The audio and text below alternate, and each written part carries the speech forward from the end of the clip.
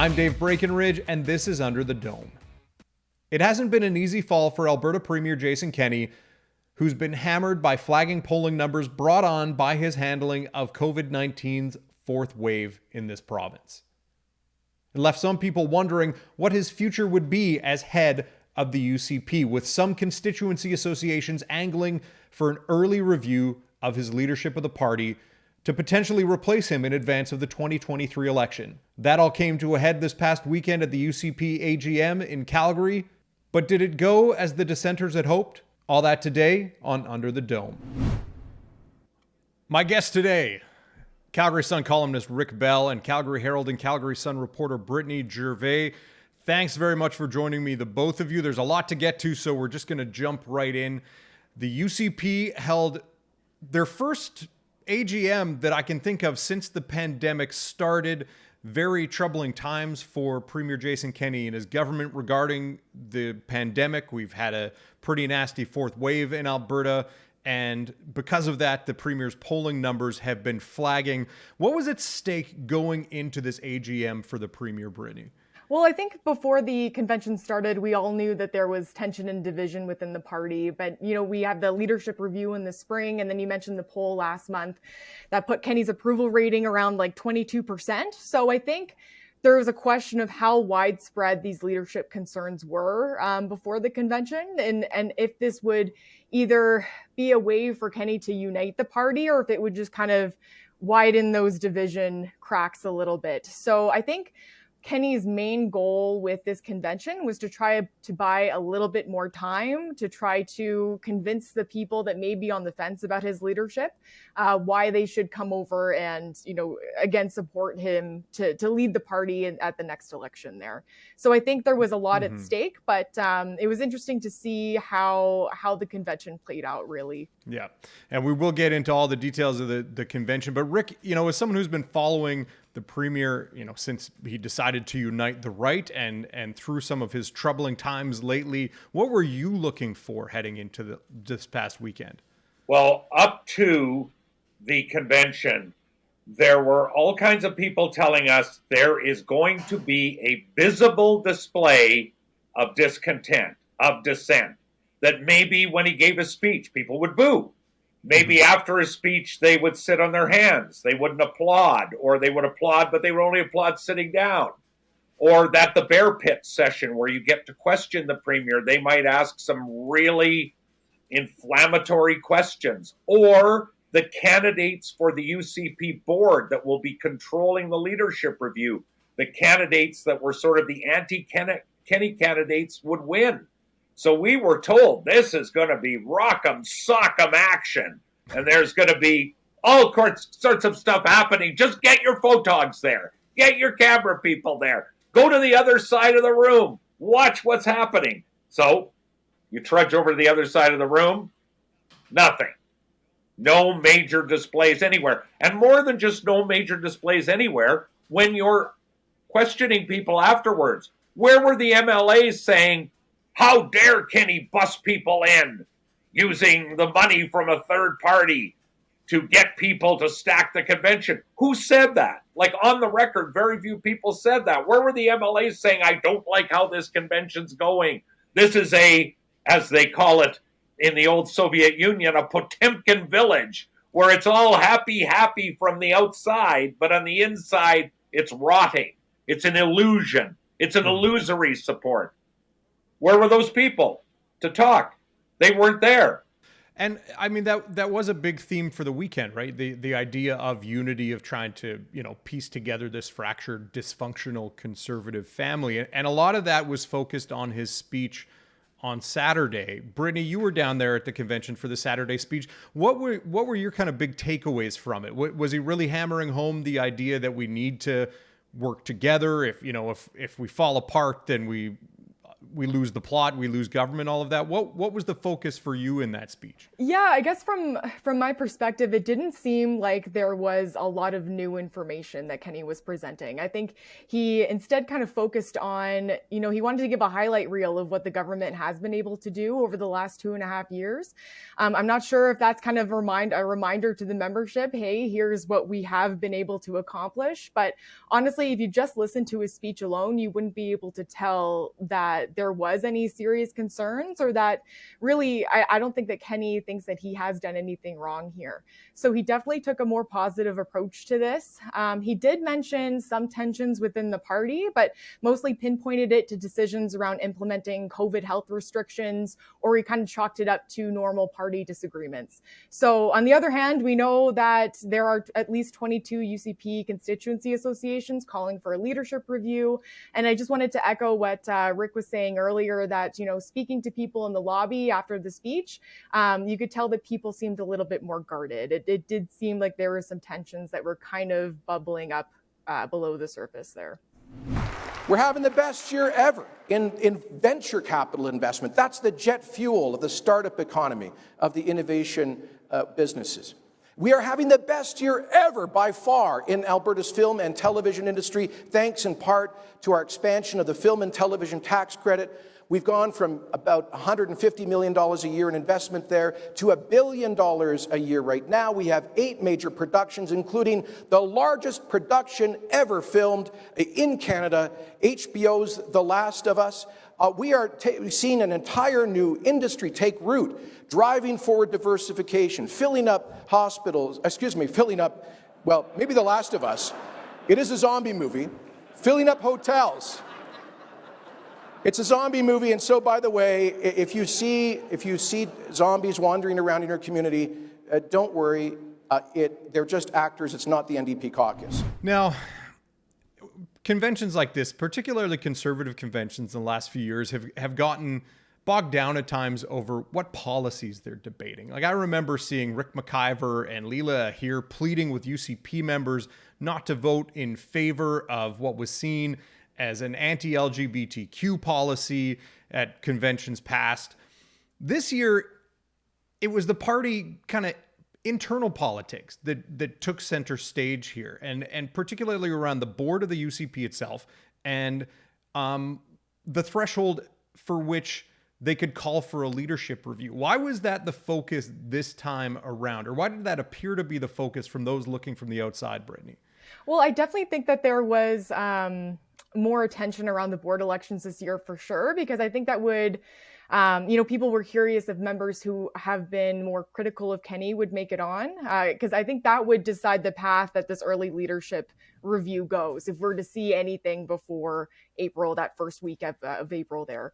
So I think that we've known that there are divisions, that we have members that are almost waiting in the wings for that spot to open up. So I think, it calls into question how united this party is, especially when you see Kenney facing accusations of trying to pack that AGM and then still having that motion to move the goalposts for an early leadership vote fail. So it's interesting to see, where those divisions are and how, the new board that's elected will decide essentially how the party deals with this early leadership vote. So, at the end of the weekend, we kind of have, one win, one loss for the Kenney camp. The idea that the board is leaning toward being full of Kenney loyalists, that went through. And then on the flip side, the move to raise the threshold at which they can call for an early leadership review failed. What do you make of that, Rick? The idea that, okay, we have the board that Jason Kenney wants, but we may not have avoided the early leadership review that many are calling for? Well, first off, I don't think a lot of people, I don't think the smart money was actually betting that Kenney would win a 75% vote on forcing a tougher standard to have a leadership review. I don't think most people expected that. And it didn't happen. It was like 57.5 or something like that. But the bigger one is he mentions it over and over again, so that's what he was focusing on, is the board. The board isn't just slightly leaning to the premier. The board is with the premier. So it's even uncertain whether, I think they will look at the 22 constituencies, but stay tuned. I'm not so sure. We still will be talking a few weeks from now saying there's going to be an April leadership review. And the big issue there, and that's what the board is going to discuss, is it a convention like this one? Because with a convention, you have a very narrow group of people, and that's much easier to control. Or do you have some sort of one member, one vote, so you can be out in Innisfail going, I really hate that guy. Let me press that button in Innisfail. Let me press that button saying I want Kenney out.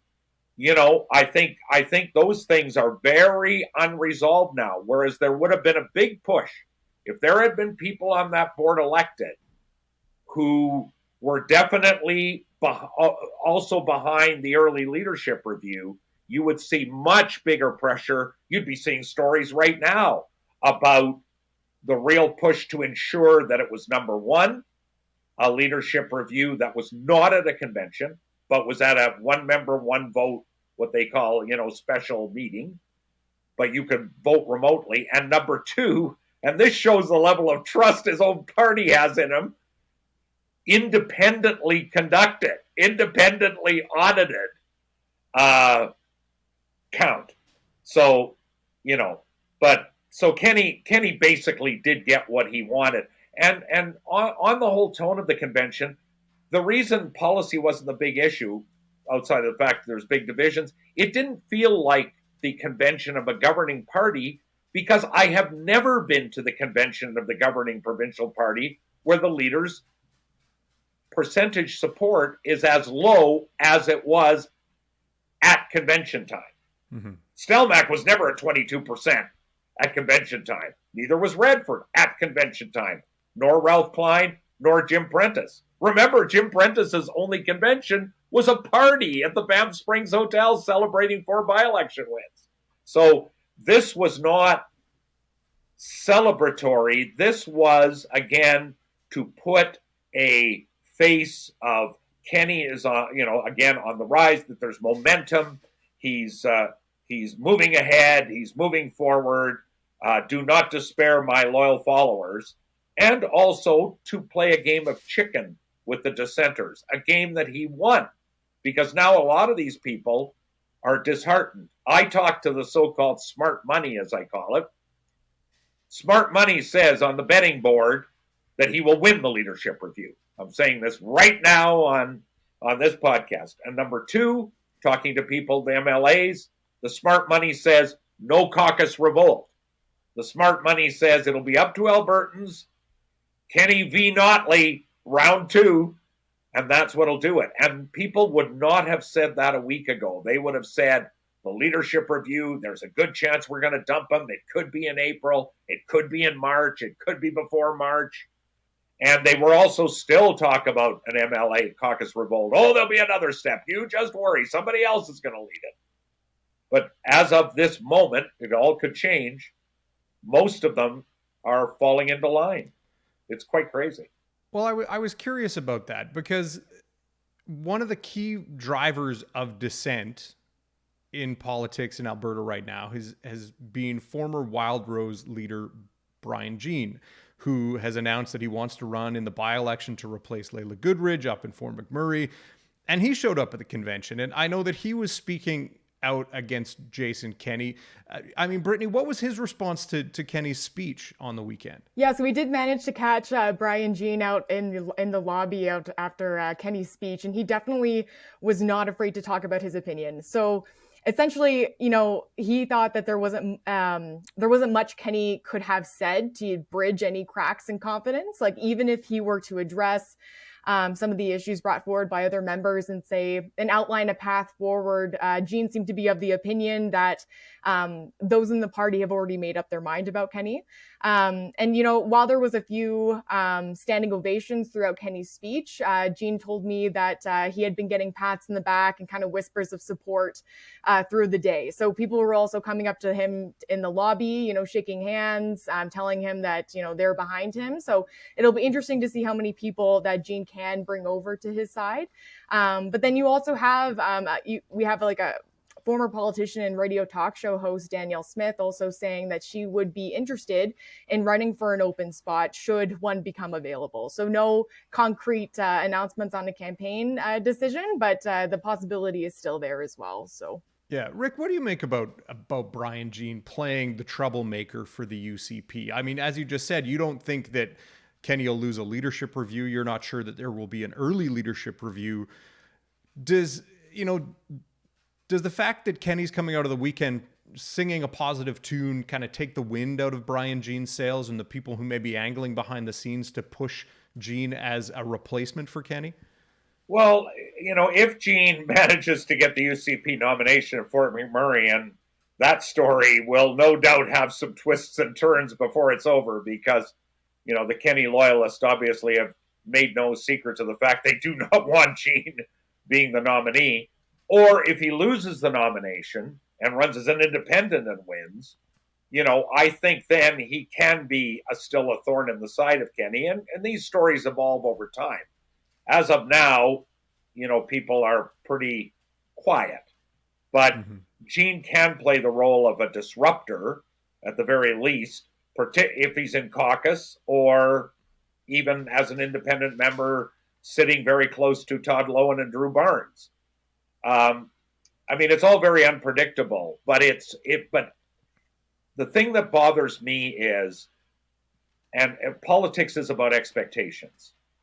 And we received a lot of intel to give us high expectations that the turmoil that is there, it is there. If you talk to the MLAs privately, yikes, many of them, but would actually be visible. So maybe Brian Jean, by being elected, will give somebody else or other people a little more backbone. But it was supposed to be a few weeks ago in Calgary where there was going to be a vote of non-confidence and all the microphones were lined up. It was like CNN. They were all lined up outside.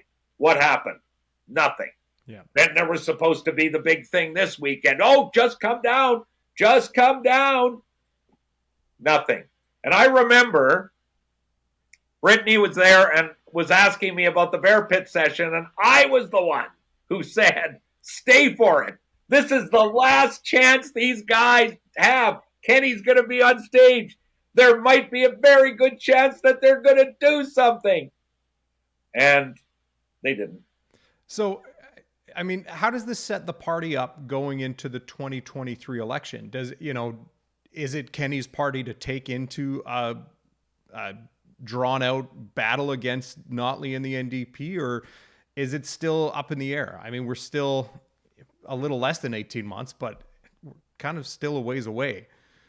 Yeah, I think, going back to Rick's point, the volatility of the situation, it seems to be changing day by day and depending who you talk to, right? So it's really if these dissenters are willing to vocalize their opinion and to stand up to Kenney, or whether they're deciding that it's better to just follow and toe the party line, and so that they have an appearance of a united front when we get to the 2023 election. Rick, last word to you on this. Well, if I was betting, I would think the UCP, aka the JKP, the Jason Kenney party, will go up against Notley, and they'll try to push all the buttons about Notley is just too dangerous and scary and left-wing and loony and a friend of everybody you hate. So vote for the party, even if you don't like me. Even if you really don't like me, vote for the party. One thing to look at is I wonder how many of the dissenters will also maybe look for another venue, another place to rest their weary souls before the election. What will happen with the Wildrose Independence Party? Will there be some other group emerge? Will people sit at home, sit on the couch party, and just not even show up at the polls? Dave, that is a very common Alberta phenomenon among Conservatives. When they don't like something, they just sit at home. They just don't vote, which can affect results in the ridings. But Kenney is obviously preparing vigorously for the rematch of him and Notley, and nobody on the horizon is providing a strong enough story at this moment to counter that story. And it'll be interesting to see. But he's not going to run on, I'm the most likable guy in Alberta. You want to have a beer with me? You know, that old question, who do you want to have a beer with is who you vote for. Kenney will not put that on the ballot. That will not be his ballot question. His ballot question will be, I am, as people say I am, the smartest man in any room. Well, as we know, it's never a dull moment in Alberta politics, and the UCP AGM proved just that. Rick Bell, Brittany Gervais, thanks again. That's it for this episode of Under the Dome. Don't forget you can find all past episodes at edmontonjournal.com/underthedome, or you can just hit that subscribe button on YouTube. I'm Dave Breakenridge. We'll see you next time.